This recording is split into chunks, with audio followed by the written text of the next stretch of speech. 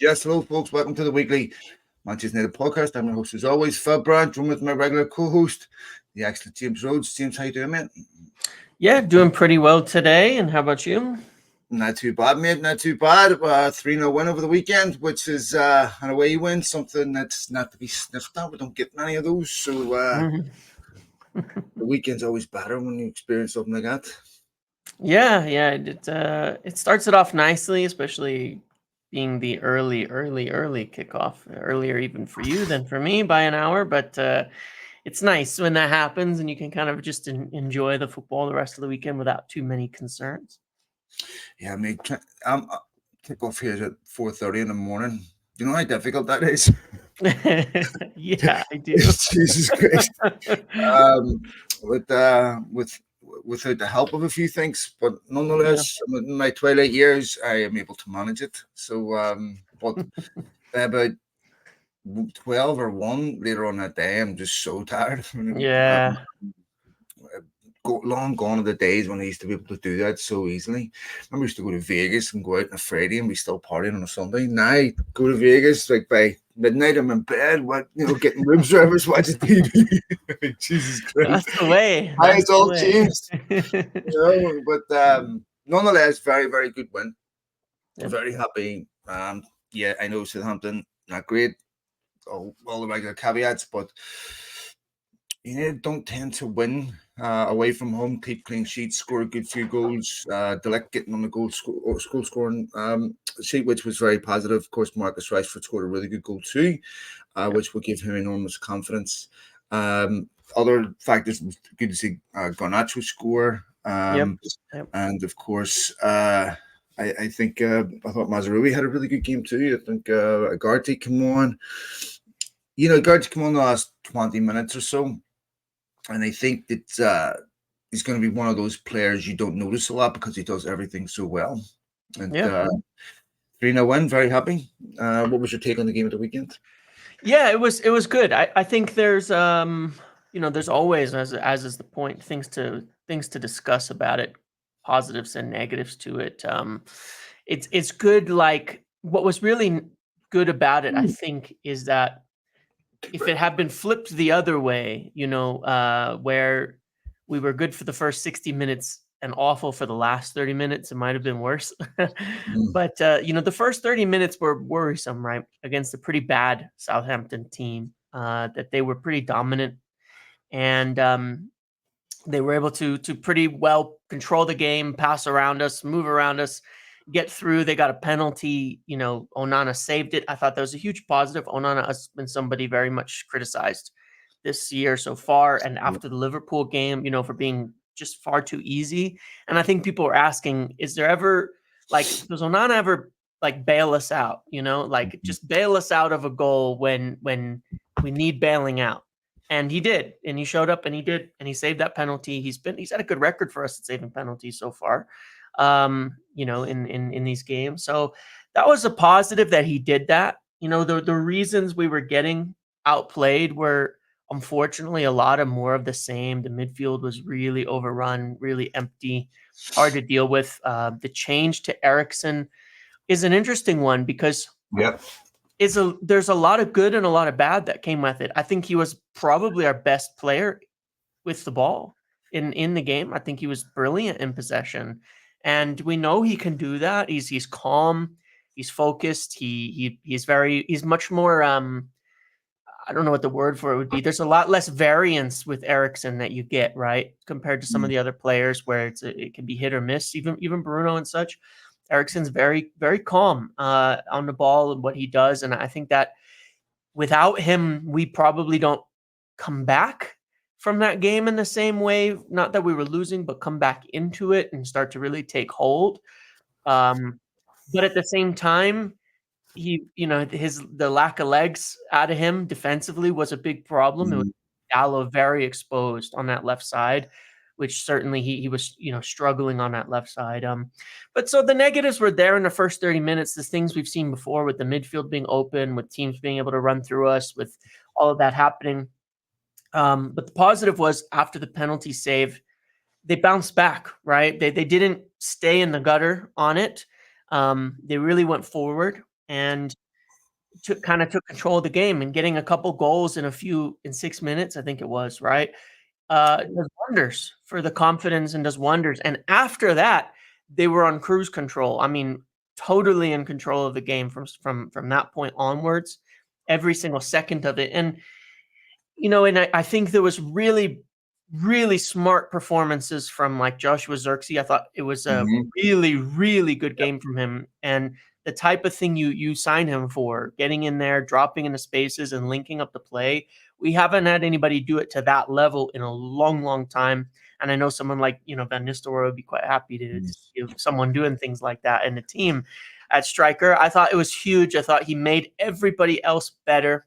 Some of the things he was doing as a very big 6'4", 6'5" player. I mean, you don't see that kind of stuff out of players, unlike, since like Zlatan being able to manipulate the ball the way he does to move it around with that kind of frame. It's definitely harder when you're that size, Yeah. you have a low center of gravity. It's much easier when you're tall, lanky to get. It's definitely hard to have those intricate skills, but yeah, he's silky. He is. It's quite impressive. And yeah, so a lot of positives, I think good things to take away. I thought all the attackers were good. Yes, at that game at the weekend, I thought they were all good. And Rashford needed a goal pretty bad. Garnacho did too. He had a few really good chances. He wasn't able to finish for one reason or bad luck or whatever. But he got his goal. De Ligt, I thought, was really good against Liverpool. Monstrous against Southampton and got his goal as well. And that after all the criticism over the international break, which is a bit over the top, regardless, really strong from him. But he's a really mentally strong player, so it's not really surprising to see that. That's one of his better traits. And yeah, so positives to take away. There's some. This and tomorrow's game against Barnsley are kind of the easy games, so to speak, for United. But they're the ones they need to get some confidence and to get rolling a little bit, because it's not always going to be that easy. I think that you're quite right. Like the first 30, 35 minutes was really poor. Yeah. Concerningly poor. And I'm getting angry and angry as I'm watching it. And everything changed on that penalty moment. And I think where you have to give United credit is, if you go back to the Newport County game last season, where they conceded 22 shots from open play. Yeah. After the penalty save from Onana, Southampton didn't have another shot on goal. Yep. So in that sense, you have to give them credit. It's not with United. You can never feel confident that this is a turning point, because we've been here so many times before, and all you can really say is this was a good win. It was a confidence building win. It was a result you would have taken before the game. There was lots of individual positives in the game. You can focus on the negatives if you want, of course. And they're not to be dismissed. They have to be taken into consideration, because if United were playing a better team in Southampton, that game would have been gone. But you know what? They weren't. And all they had to do was beat the team they were playing. Yep. And so they came back. They scored good goals. Maybe when I'm still looking at that midfield and going, Mainu, the whole midfield was booked. Now, I think Stuart Atwell was given stupid yellow card, right? We were getting penalized like for that Rice. It was like they're trying to prove a point about Rice's red card and saying, well, if you touch the ball after the whistle, you're getting a yellow. And the thing I don't understand about it is, and I know all fans feel this way about their team, but I've seen so many instances of where I've seen, the Casemiro throat grab where he was sent off, and where he went over the top of the ball. And I've seen them happen so many times now that they don't result in that. Yeah, Timber had the same thing in the Tottenham. Yeah, exactly. Game. He went over the ball right into his leg. No red. And that's the part that's frustrating for fans. Is like, I understand subjectivity. It's hard to get complete alignment amongst human beings. You're just going to get different opinions, different viewpoints. I totally understand that. But these are the easy ones. Right, these are the ones where there really shouldn't be any divergence. I mean, if there should be common agreement that this is a red card, this isn't, especially if you give it a red, right? Where to me, it's like, okay, that's, there's no that's a red card in any ground up and down the country. Doesn't matter. Everyone knows that. But there's just no consistency to that part, and that's the part that's frustrating because it's very, Kobe Mane has been booked every game this season, right? Now, is that a consequence of him being isolated? Is that a consequence of the ridiculous nature of how we give yellow cards? Is that something to be concerned about? Maybe the game against Southampton was, and I mean this with this is the biggest compliment, like one of the biggest compliments I could pay Mainu, is that might have been one of his lower key games that I've seen play for United. And I just hope I hope he doesn't play against Barnsley. Yeah, well, look, have to make sure he gets rested enough, James, and I just feel like he's played. He played in the Euros. Yes. He played against Ireland for England. And then he's playing again at the weekend. He's playing more or less. He's starting every game now for United. Yeah. And that midfield, you have to cover a lot of ground. I just hope he's not experiencing that little burnout dip where he needs a rest. Yeah, well, I think what you mentioned is an interesting point, because it's sort of a unique discussion around United, and I think it highlights, not to focus on the negative, but on something that does need to change. Kobbie Mainoo leads the whole Premier League in interceptions. He has 13. Next highest is 11 with Virgil van Dijk there, right? Interesting. Yeah, he's leading the league. Now, United are also first in number of tackles and first in interceptions. And this has been going around in a stat recently and presented as a good thing. It's not. It's actually a bit of a red flag, because the team in second is Everton. What is if you're Dallas Cowboys? What's that? Is if you're Dallas Cowboys interceptions? Yeah, right. Yeah, that would be good. It's the wrong sport. You don't want to be leading the league in interceptions. Okay, if you go back each year, it's usually the teams getting relegated that are leading the league in tackles and interceptions, because of course the good teams have the ball more, so they don't defend as much. That's just how it is. It's sort of the inverse relationship. Now, that doesn't mean you have to be at the bottom. I'm sweating like a jockey's balls. Hold on, I'll be right back. It's fine. No. So, because at the top of the list is United.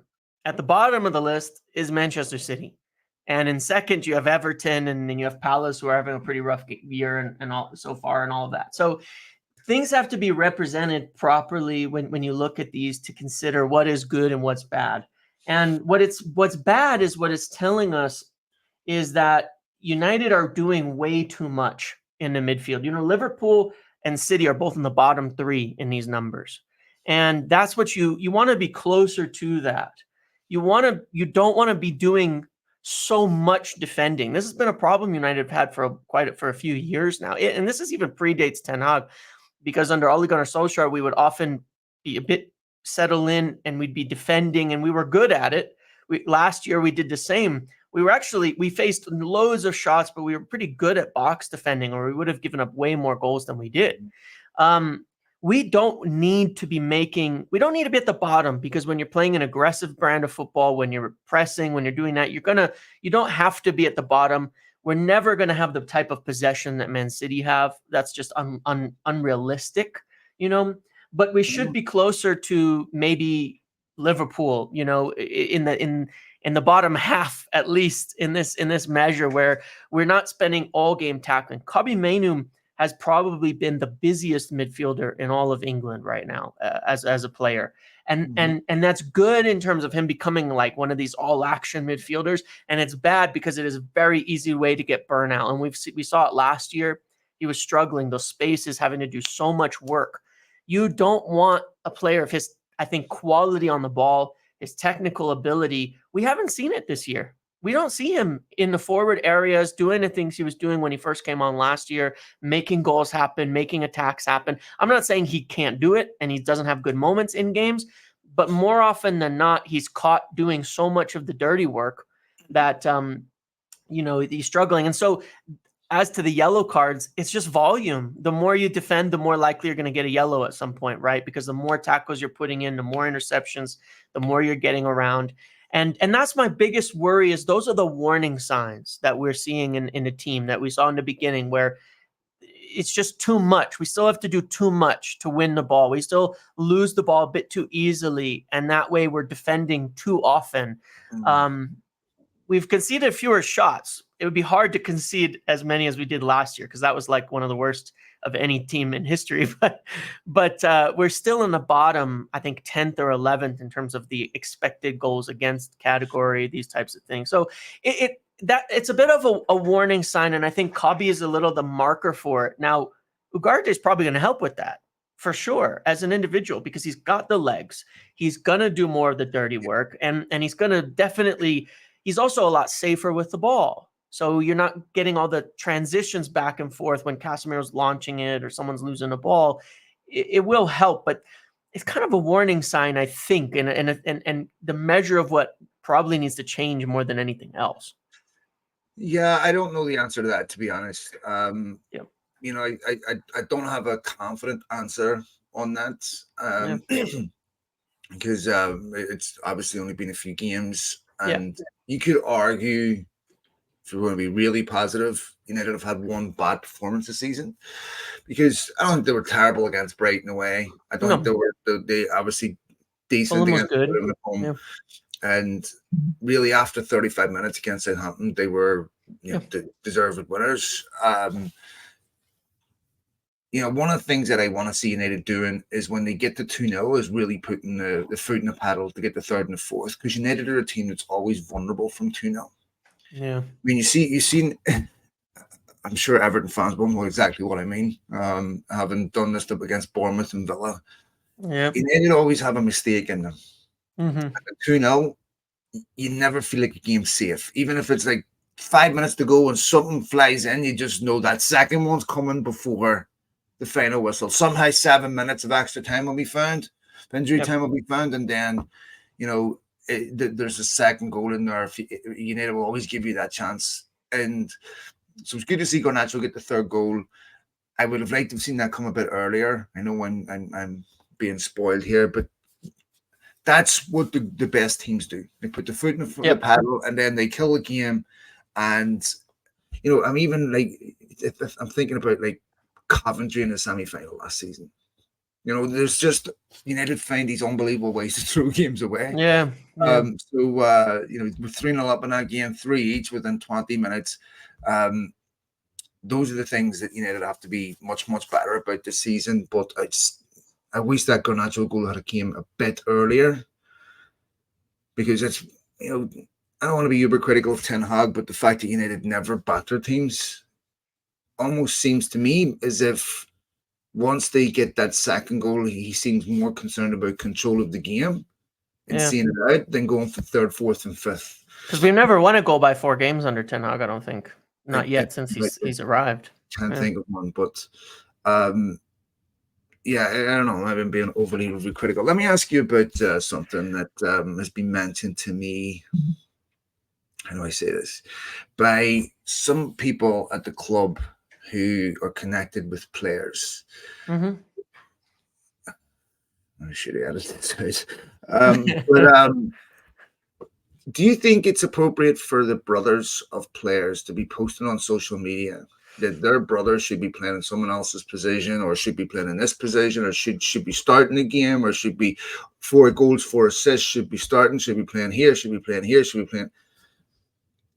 Personally, if I was in that dressing room and that was someone I was playing with, and their brother was posting that they should be starting ahead of me, I would have a problem with it.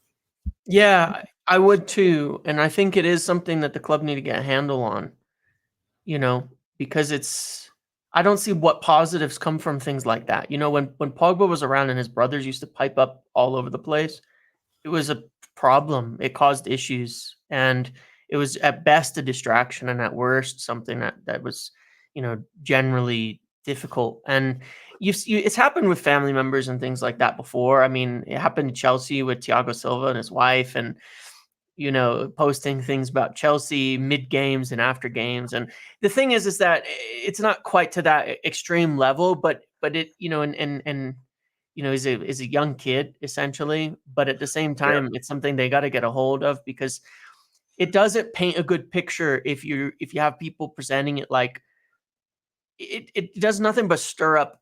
Well, how do you know what is his thoughts and what Correct. this is the problem? Is like, if is they're this his thoughts or close, is this his brother's? yeah, You know, exactly. did his brother ask him to say?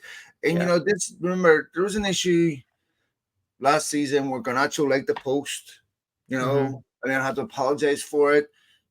And I just feel like I understand it's a bit difficult if you needed to impose control on family members because you know what really can you do? But I just don't think this is helpful for Garnacho. Yeah, me neither. I agree with you. You know, his brother is obviously a young kid and maybe doesn't fully understand or appreciate and isn't doing it out of any type of, you know, malevolence or, you know, any type of cynicism.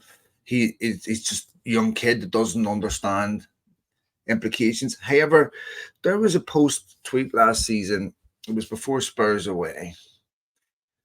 And paraphrasing here, but it was if you knew what we knew about how the team was picked, you know, you would, and Danny had to delete it. Yeah. Right? Because this is obviously the game where the Sancho thing happened and what have you. But I just feel there's a respect issue there. Yeah. That you have to be thinking about, you know, maybe this is none of my business. Maybe this is down to the manager, and maybe this is down to my brother. I'm not like. It's complicated. It's like funny, James. Yeah. I just don't think. I think it's a bit naughty. Yeah. Because you're talking about someone else. I mean, if my brother was tweeting that I should be in someone else's position at work. Yeah. That you know and work with every single day. I would be a bit. I would pull up the guy and say, "Hey, don't be causing problems with my teammates. Don't be causing problems with people I work with. That's between me, my employer, and I wouldn't appreciate if it was done on me." And I just think like that's something that United should nip in the bud, or at least have a conversation about that. Yeah, all I've seen is that when those kind of things happen, it stirs up more drama against the players or the manager. Yeah, the players or the manager. It's not fair to either of them because it stirs up stuff against Ten Hag too, you know, and gets people riled up about it. You get into then things, people making accusations about people being, you know, the manager being forced to pick players, stuff like that. That's also false, totally incorrect. There's no positives from it, and I do think it's something they should. Well, is there someone else doing it? Do you know? Is there someone else in his first team doing it? Is there someone else in? I mean, there's probably other Premier League players doing it. Like I'm not saying there isn't. I just can't think of anyone else. Right. I don't know if we don't follow other teams as intimately, but I don't know of any other situation where you have this. I mean, the closest we got was like Casemiro's wife posting pictures of all his trophies after the Liverpool game, and that's just different. Yeah. That's like she's just backing her husband. More of a generic point to me. Correct. That's not specific. I think there was nothing wrong with that. That's fine. That's like the closest thing to this that we've seen, and that to me is not an issue. Yeah. But you know, at the same time, like Garnacho was poor against Liverpool. Yeah, right? It was. And he got the start. Ahmad has been better than him. I'm sorry. And I'm not saying he is better than him, but Ahmad has been better than him on the right. Yeah. And that's just a fact. Yeah. Like when Ahmad came on against Liverpool, Ahmad was probably United's best player. And that's how you keep your place. Yeah, agreed. And so, you know, when you're in a top football club, you know, if you're Real Madrid or anything, you face exactly the same pressure. So, other thing that I thought was quite interesting was Ten Hag's point about Anthony. I'm not sure if you saw what he said today in the press conference. Yep. With Ten Hag, sometimes you have to be careful about, you know, overthinking what he says, and sometimes he uses words that are consistent with someone that doesn't have a subtle, precise understanding of English. So sometimes you try to say something and you don't mean it to sound as blunt as that. But it was interesting to me that when he was talking about Anthony, about earning the right to play. It's about attitude and training. I don't know if he's specifically referring to him or just making a general point. It's about earning the right to play, and he has to do that. And there's no guarantee that that will result in him playing against Barnsley. It's still striking to me, James, that this is the second most expensive transfer in United's history, and he's almost irrelevant. I would love to see him recover, play, be exceptional, and be a success. But this is probably the weakest point or the lowest point he's been at since he's come to Manchester United. Do you see any way back for him? It's interesting because Ten Hag said almost the same thing a few weeks ago, and it was about Jadon Sancho, and of course, he's gone, right? And he was gone pretty quickly after that, and we kind of knew he was going to be gone. Ten Hag didn't really want him around, and I do think it's fairly telling. Do I think there's a way back for him? Yes, because I think that it is a team of that is picked on merit. If a player shows up and performs, they get picked. Ten Hag, maybe almost to a fault, has rewarded good performances at times over stability. Has rewarded things like goals. In players, they'll show up, they score a goal, they start the next game. He's done that almost to a fault even at times. And I think that there is, but at the same time, the comments are somewhat meaningful because there were incidents last year about that in particular, about not having the right attitude, about incidents when wasn't being selected, incidents coming back from international break and not being fit and things like that.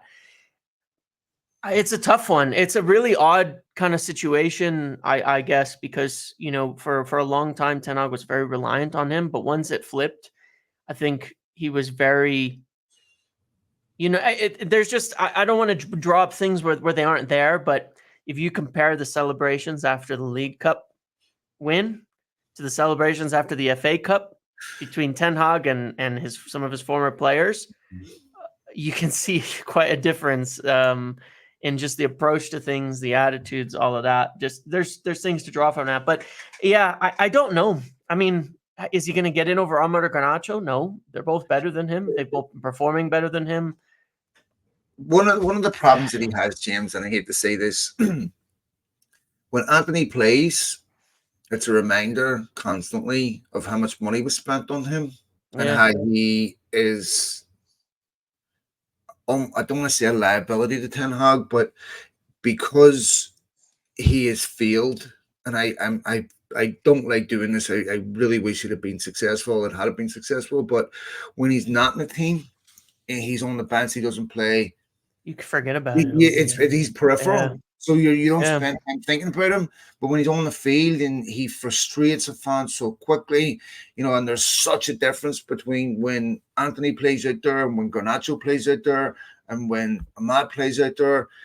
And one of the things that still sticks in my craw a bit with it was, if you remember when he came on against Arsenal last season at Old Trafford, and his attitude over being asked to defend.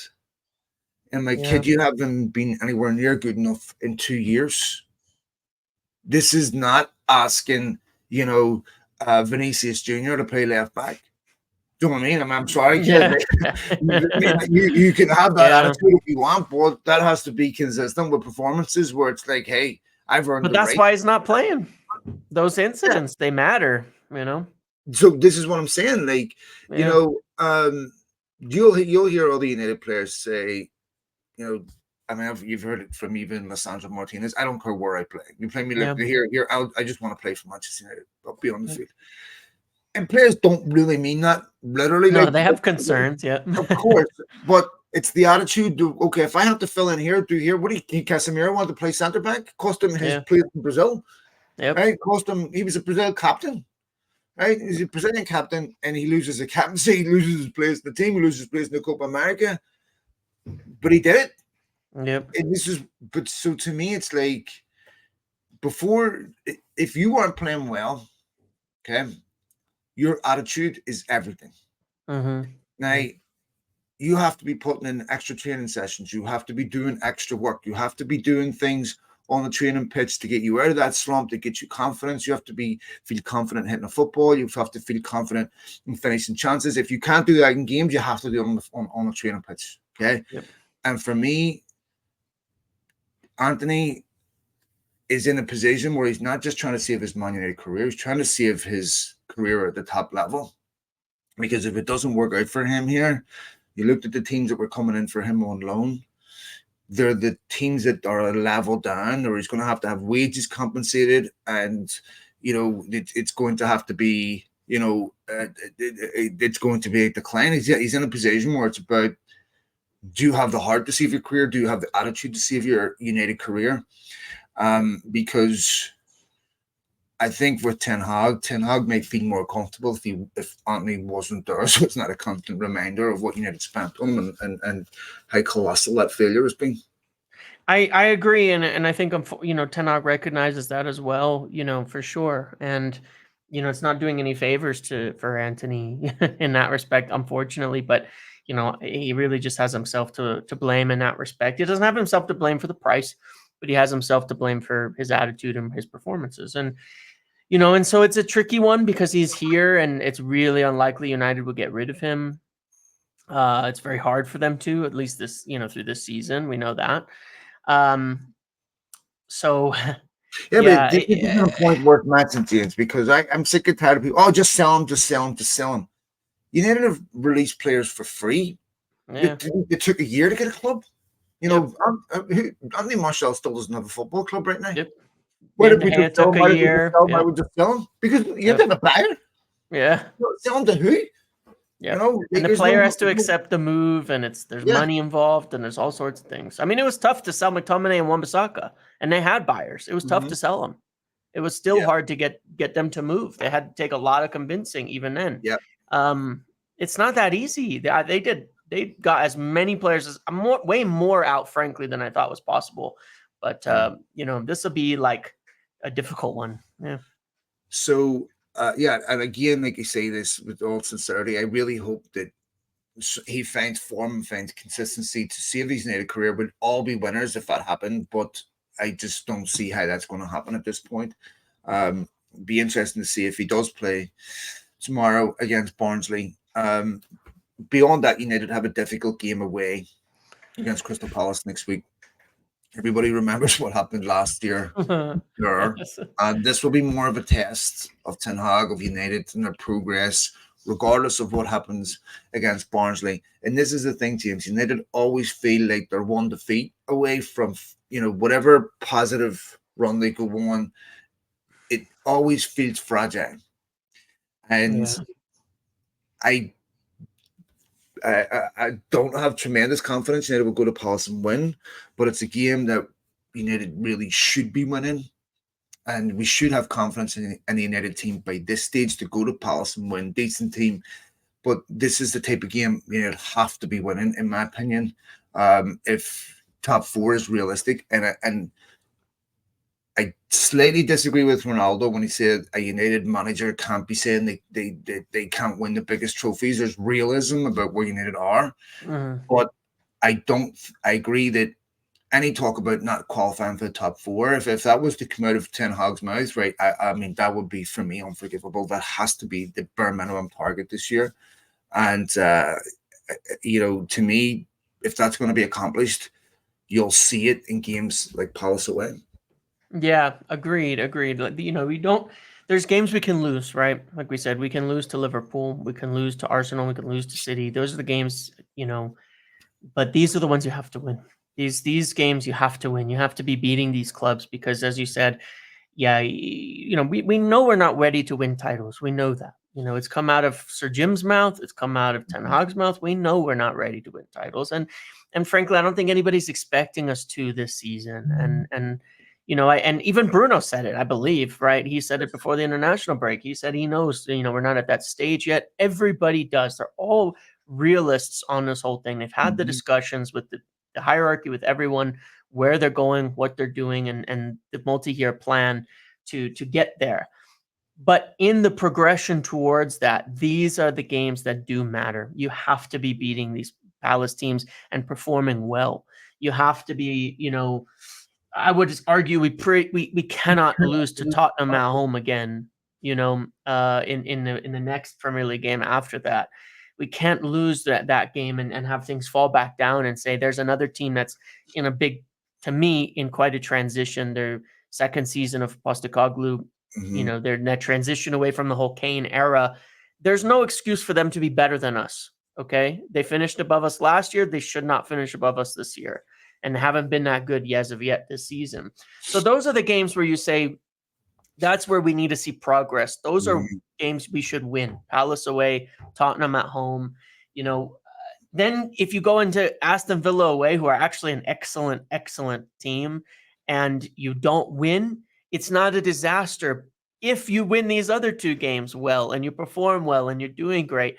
But that's where the teeter-totter is, because if you slip in these games, then those each one continues to be that, like, that game is a disaster if it goes badly and we might scrape by or something. And that's where we need to get away from. You win the games you should, and then it's not a disaster week in and week out. So, you know, there's an opportunity here for a good run. And, you know, Barnsley, Crystal Palace away, 20 at home. You know, these are games you have to win, because then you have the tough ones: Tottenham at home, Porto away, Villa away. That's why you've got to win these, because then you don't have to win every one of those. And it's funny. I mean, we went through it. We've had it for years where sometimes where we'd lose the easy games and somehow pull a win in the big game. But that doesn't help you really. Yeah, And at the end of the day, it makes you feel good, but you look at it and you're like, we're still nowhere, because then we're still wondering if we're going to lose to the worst team in the league the next week. And that's what we can't do. That's why we would need to see change. There has to be, first of all, you have to build momentum and confidence. Yeah. These other games become so much harder if you don't win these games. And even if you don't win these games and you go in the other games, the fact that you can't win the simple games renders the other ones relatively meaningless in terms of inferring anything. Yeah. Winning the easier games sometimes is harder. Yeah. Because it's a better marker, I think, of progress. Well, I think sometimes winning easier games is when you cut corners. I don't have to do this, but I don't have to do this. But plus, you have to motivate yourself. You know, you're not playing against better players where you can lift yourself for a game. Where doing the simple things is sometimes the hardest thing in life, right? Right. And so, this is, if you beat Southampton, what you're not gonna. People are gonna turn around and say, "Well, it's only Southampton," right? So. Sometimes winning the easier games, the Barnsleys, the Coventries, right? Yep. I mean, you look at the cup semi-final. United made the final easier than the semi-final.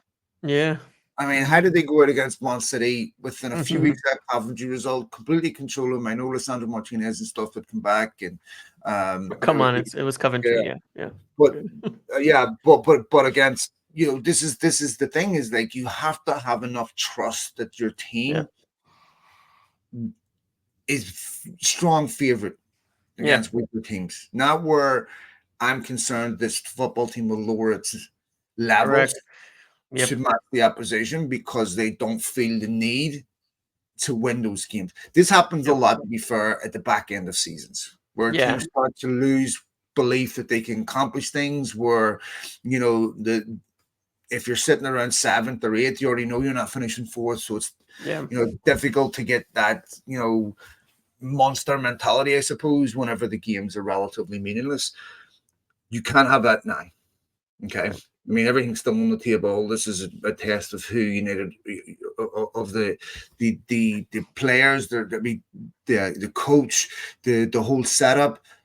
And what I will say is that players at United now have no more hiding place. If they look at what happened this summer, the threshold now between being moved on and being kept is completely different.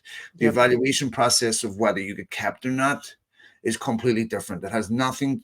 Of course, the financial prudence matters, but it's more about your levels as a footballer. Yep. And that's about how you train every day, how you live every day, or how you sleep every day, and that determines whether you play or not. So to me, I think they're being held to a different standard. So I do expect that their baseline of where United can drop to will significantly increase. So I do think they'll beat Barnsley. I'm less certain about Crystal Palace. Well, it'll be more of a marker, but it's that word that you said, baseline, is the exact word I was thinking, because that's what we want to see as fans, right? Because we've seen the variance, right? You beat City in a final, but you get dominated by Crystal Palace. Like, that means the window is huge, and you never accomplish anything consistently and regularly with that. It's better to raise the baseline up where you know week in and week out we're going to put in this minimum standard of performance, and then you start to try to push upward higher and higher and higher. And you see that with the good teams, City, Arsenal now for the most part, Liverpool for quite a while there, that's what they would do. The baseline was good. The baseline was excellent. Every week, what they're going to get. So that's what we want. I think we would all be much happier as United fans if we were seeing that. Okay, we know we're winning these games for the most part. We know how we're going to perform. We know how we're going to go in and week out.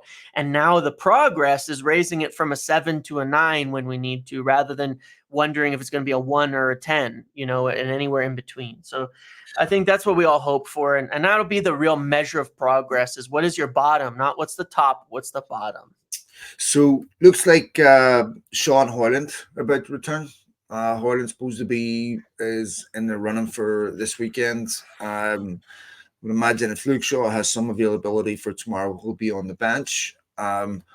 Hopefully, Shaw can stay fit. I think people forget, he has a metal rod in his leg. And what this guy's been through is unbelievable. And we know we're not getting him fit for every week of the season. But if you can keep him fit for half of the season, it will help United immensely. He's still, for me, the best left back at the club, no matter what. Mazraoui, obviously someone we were told can play left back, but primarily plays right back because Dallo plays on the left. I still feel that left back is a concern to me. If you look at the penalty and stuff, Dallo, it's not one of the reasons why United wanted a left-footed centre back was because when they slide for the ball, instead of sliding this way, they want them to slide away from goal.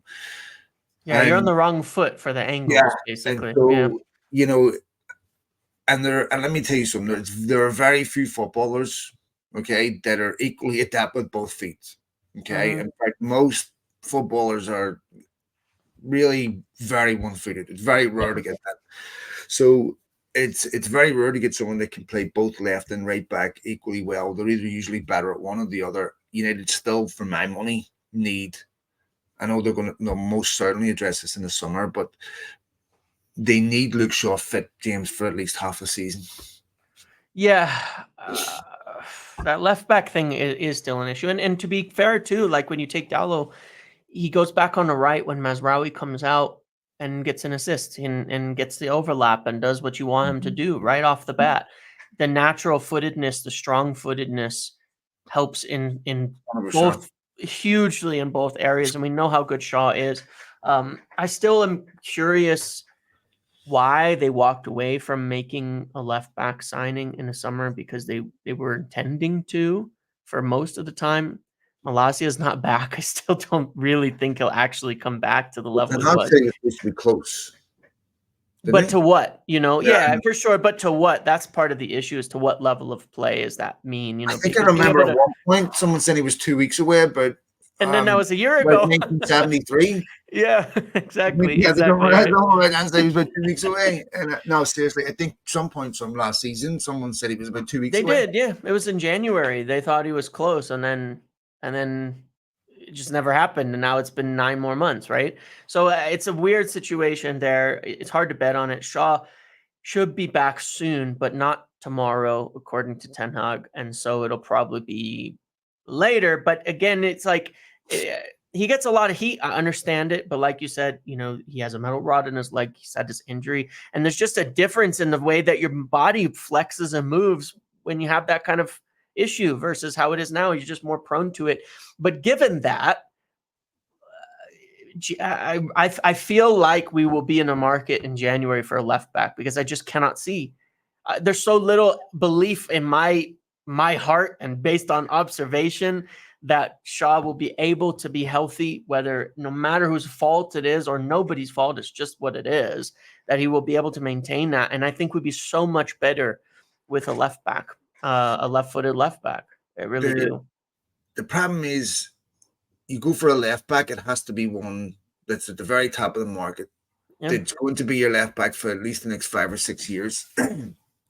And you still have the issue of Luke Shaw and Molassie being on your books.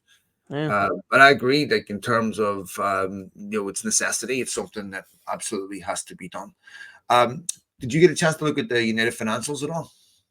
Yeah, I did go through a bit of them when they first came out. There's a few interesting things in there. Obviously, United. The first thing is United first and foremost believe that they're in full compliance with PSR and all of that, even though it was quite tight. They had some really big losses, and essentially, I think for anyone not getting it on that, they were able to deduct a very large amount of money from their losses for the difference in rules on PSR, because you can spend on things like the academy, women's team, all sorts of stuff like that, and deduct it from your losses. Those are things that are not charged against you. And then it seems like they were also able to write off for the PSR calculations a big chunk of the takeover expense. I don't particularly know why. Maybe it's the argument that without Jim Ratcliffe's investment, they wouldn't have been in compliance. And so the costs were a necessity for function and survival of the club and something like that, which is probably true, mind you, because if they hadn't gotten Jim Ratcliffe in and they didn't have that investment, 200 million lost in the last 3 years, that would be a disaster, honestly, a disaster. So perhaps that's why, but yeah, there's a lot to dig in on all of that. So I didn't get to look at this closely. I'm really trying to make sure I spend as much time as possible on social media, but it appears that they're United were offering some securities. Yes. What exactly is going on there? So basically what it says is that they want to sell off securities, which could be a mix of things, stocks and bonds and debts and all sorts of things like that, and properties, to raise 400 million in cash. Now, they haven't defined yet what that's for. There's supposed to be filings that will come later to say what that's for. It could be a general thing, refinancing a debt or something like that. It could be for the stadium. It could be for almost anything. It's hard to know what the reason is for it as of yet, and they haven't published it. And when they do, it'll have to be in the stock exchange because United are public. They're going to have to make it very public what that's for, what the intent for those funds are, which should be following. I would assume pretty soon should be following. But one could assume that either they're looking to, like, there's a couple of things that could happen, right? If we want to speculate just a little bit here, they could use that money to pay off almost a bunch of debts and dilute the shareholding a little bit. They could. That could be something, and that would give United a lot more regular operating room. Now, where you'd be a little bit doubtful of that is that you'd basically still be asking the Glazers to further dilute their shareholdings. Now, they did some of that. To be fair, they did do some of that. The Jim Ratcliffe investment gave him increased ownership percentage. The 200 million that he's investing gave him more ownership, and the Glazers didn't take that money out of the club. That means that they gave up ownership essentially for nothing in return from a purely definition standpoint. Now, could they be doing that more? Yeah, but I kind of think it's unlikely. And so I feel it's more likely going to be something used for investment, whether it be stadium or something like that, or I don't know. There's so many things that they could do with this, but I think we'll just have to wait and see. The best thing could be that it'd be used to be paid off debt and it'd be diluting shareholdings, but I severely doubt that that's the case, frankly. Yeah, I do too. As much as I would love that to be true. Yeah. And obviously one of the there's an account on Twitter that I follow. Ollie was right, and he's supposed to be a sports lawyer. I didn't see how he made this connection. As I said, I'm trying to severely limit my time on there, but he seems to think that this was indicative of further dilution of the Glazer ownership. and it was on target to make sure they were out within 2 to 3 years. So hopefully he is correct in making that and making that parallel. Do you I know mean, anything about that? it could be, like there was definite signs when you look at the initial buyout from Jim Ratcliffe and the deal that was put in place. There's nothing in there guaranteeing a buyout. We know that. But there are a lot of things set up for like almost establishing the framework for another deal to occur in the future for Jim Ratcliffe to take over more of it. And one of the things that was a little bit surprising that the Glazers have shown a willingness to do, which if you'd asked me 2 years ago, I would have said, no way are they going to do that, right? Is to dilute their shareholding a little bit. However, you have to bear in mind that diluting their shareholding so far, where they've lowered their ownership without taking money out, has been specifically on investment in the club. Now, why would they do that? Is because they're betting, well, we take Jim Ratcliffe's $200 million and we build a new training ground, we build a new this, and we build a new that, and we lower our shareholding by 5%.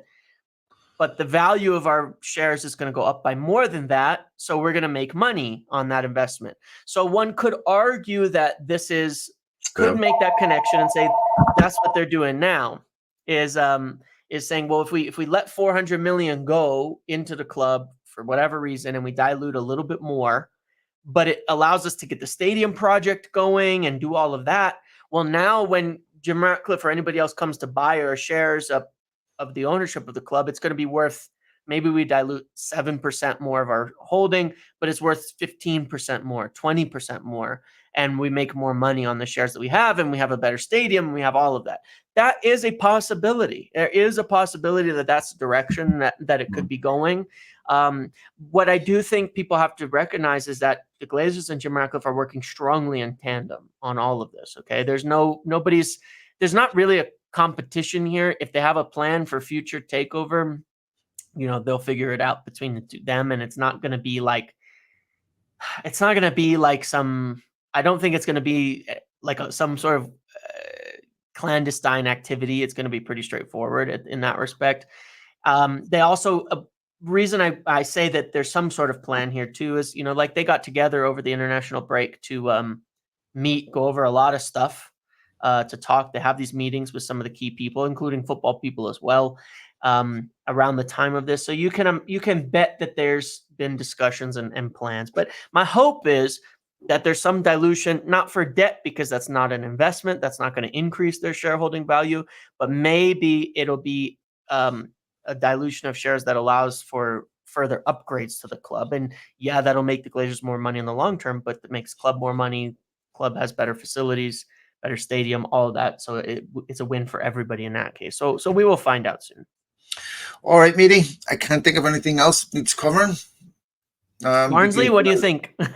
Barnsley, yeah, I think you have a win. I think be interesting to see what players get a chance against Barnsley, who plays, who doesn't play. Yes. Positive news yesterday about some of the injuries, of course. That we have no new ones. That's nice. Yeah, so Delict was largely cramp. Martinez is okay. Players coming back. So be interesting to see what team gets picked tomorrow. I'd like to see Brian Deere play. I really don't understand why he doesn't play at all. I understand. Okay, fine if you want to do it win on the first season because he just came in and you wanted to get him that rhythm, those games. But I hope we see, Brian Deere get a game. We wonder if Hamas will get some That's what I time. was gonna say, If, Wheatley, maybe he got some minutes before. Wheatley just looks to me like a kid that's not ready for that level yet. Sure. He looks like a kid that needs yeah. There's a couple of levels that he needs to play at before he gets to that level. It sort of reminds me a bit of Amari Forson, where clearly Manchester United understand a good football from a bad one. They know that what players have talent. I've seen Wheatley play, at a youth level, and he looks fantastic. But it just feels like, I saw him on preseason tour and what have you, and I just feel like when you see players that are ready to play in the first team, Yeah. They're sometimes physically stronger. They're more imposing. I just feel like he's not quite there yet. But if Anthony doesn't start tomorrow, I'd be very concerned if I was him, because that's the game they should be starting in. Yeah. There's not much I more opportunities than that. Yeah. I imagine they'll start Garnacho. Yeah, for sure. Be He should interested to be see the what game. happens in the central striking position once Holland is fully fit. What Yep. ends up happening there? I don't know how long Mason Mount is out for. A couple more weeks at least, as I understand it. Yeah, it's really frustrating. Hopefully we see some of Luke Shaw tomorrow. But I think United will win the game. But it's still a trophy that is important to United. I want to get to the point where it's the least important, but we're not there yet. I want to see Toby. Maybe we see some of Toby Collier tomorrow because he needs a 20. He needs that game time. So Ugarte certainly needs to play with the team, I think. Yeah. Well, I think Ugarte needs a start, and that's where you get it. So, but yeah, I think United will win. And then Palace. That'll be a good measure. It's not that we got a lot of days in between Tuesday to Saturday. It's not the early game. It'll be. I think it's a good measure of how well we play. Yeah, and that's the thing, James. Like that early kickoff is often overlooked. Like United have had two away games, Brighton and Southampton. They're far. Yeah. And early game after the international break, Klopp hated them. Yeah. And that's a big factor. Yeah, and it is really considered. So, I think it needs to be taken into consideration at the weekend's win as well, because on that respect, one of the furthest away games, down the south coast, very, very. It takes, of course, fans never considered in this, and so that's a good win. But another week, 2 games. I think afterwards it'll be very telling for us because it's very. Yeah. You need 2 good wins and 2 good performances, and I think it'll actually start to feel like progress after that. Yeah, I think if they can get 2 wins, 2 good performances, where let's say if United were to beat Barnsley by a couple of goals, go get a decent win at Palace, maybe 2-0 or something like that, that would give them real substantive confidence, something very real, authentic that has granularity rather than just still feeling fragile, where one defeat, one mistake can just bring you right back to ground zero again. But agreed. Okay, mate. We'll see. All right, James. Have a great week, mate. We will be back next week. Thanks to all of you for downloading the podcast as usual, for all your follows, likes, retweets, your comments, much appreciated. And we'll be back next week. Yes. Take it easy, mate. See you later. Have a good